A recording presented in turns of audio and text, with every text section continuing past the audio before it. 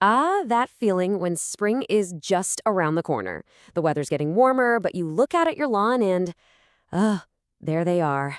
Those stubborn, bare patches. We've all been there, right? Well, what if I told you there's a way to fix them for good? In this explainer, we're going to walk through exactly how to do it. So, here's our 5-step game plan. First, we're going to dig into why this is even a problem. Then, we'll put on our detective hats to find the real culprit. After that, we'll prep the ground for new growth. I'll show you exactly how to plant your patch. And finally, we'll make sure it stays green for the long haul. All right, first up, the bare spot problem. Let's talk about timing, because it's everything. Why is it that these ugly patches seem to just scream for our attention right as winter is ending? You know, it's not just in your head. There is a very real reason these spots suddenly look 100 times worse. And it all comes together to create this, well, this perfect store in your yard. It really all comes down to contrast. See, over the winter, your grass basically goes dormant. It stops growing. But the damage? Oh, that keeps happening. Foot traffic, your pets doing their business, the soil getting packed down, it all takes a toll. So when spring starts to creep in and the healthy parts of your lawn green up, those damaged spots just get left behind. They stick out like a sore thumb. Okay, this next part is maybe the most important step of all. We have to play lawn detective. Because, listen, if you don't figure out the real reason the grass died, you're just putting a Band-Aid on it. And I promise you, that patch will be back. And I really cannot stress this enough. So many people just skip this step. They throw down some seed, hope for the best, and then get frustrated when the same bare spot shows up next year. You have to find the why before you can find the cure. So suspect number 1, and it's a super common one, your dog. You know those small, kind of round, yellowish spots? If you've got a furry friend, this is often the culprit. The nitrogen in their urine is just too concentrated and it burns the grass. What about the path you walk from the back door to the gate? Or that spot where the kids have worn a path to their playset? Over time, all that walking and playing just compacts the soil and literally wears the grass away until there's nothing left. Take a look at your yard after a good rain. Do you have any low spots that turn into little ponds? That standing water is a huge problem. It can actually drown the grass roots, and what's worse, it creates the perfect environment for all kinds of nasty lawn diseases.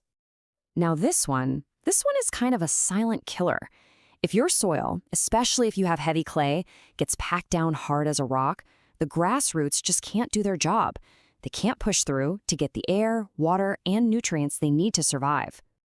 Okay, our detective work is done. Now that you've got a pretty good idea what's causing the problem, it's time to get our hands dirty and actually prep that spot for success.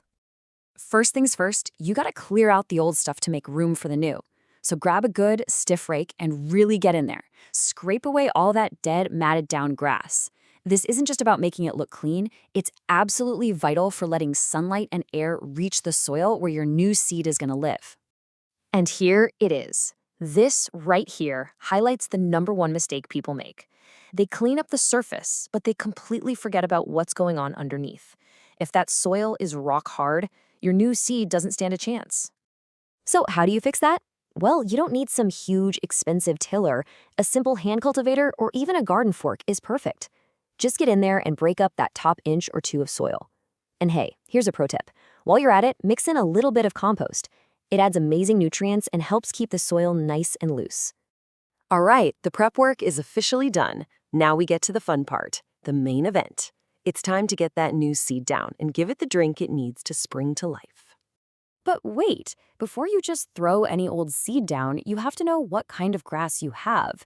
It makes a huge difference. If you have a cool season grass like tall fescue, you can definitely patch it as seed in late winter.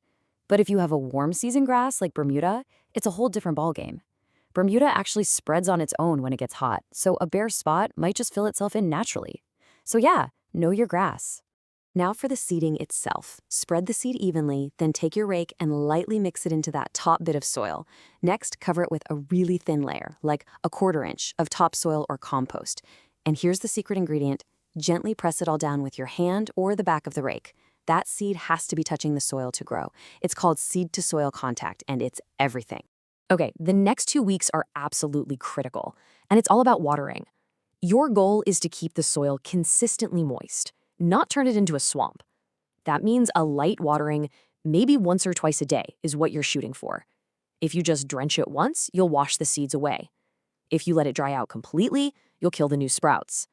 For new seeds, consistency is king. And finally, let's talk about the long game. Your seed is starting to sprout, that's awesome, but the job isn't quite done.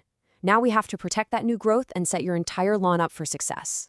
You know, nature hates a vacuum, and a bare patch of soil in your lawn is basically a giant open invitation for every weed in the neighborhood. That's another big reason to fix these spots early. But be careful. Many pre-emergent weed killers, the stuff that stops weed seeds from sprouting, well, they'll also stop your new grass seed from growing. You have to plan around that conflict. Now, I know it's tempting to just blast that new patch with fertilizer to make it grow faster, but please resist that urge. Too much fertilizer too soon can really stress out that baby grass. It encourages weak, shallow roots that just won't be able to handle the summer heat. A little patience now pays off big time later. And last but not least, if you find yourself fixing the same bare spots year after year, it's probably time to ask a bigger question. It might not be a simple patch job anymore. It could be a symptom of a much larger issue, like grub damage under the soil, a lawn fungus, or just widespread soil compaction that a hand rake can't fix. So as you look out at your lawn, that's really the question to ask yourself. Is this just a simple fix, which you now know exactly how to do? Or is this your lawn's way of crying out for a little more help? By listening to what your lawn is telling you, you're not just patching a spot, you're on the path to a healthier lawn overall.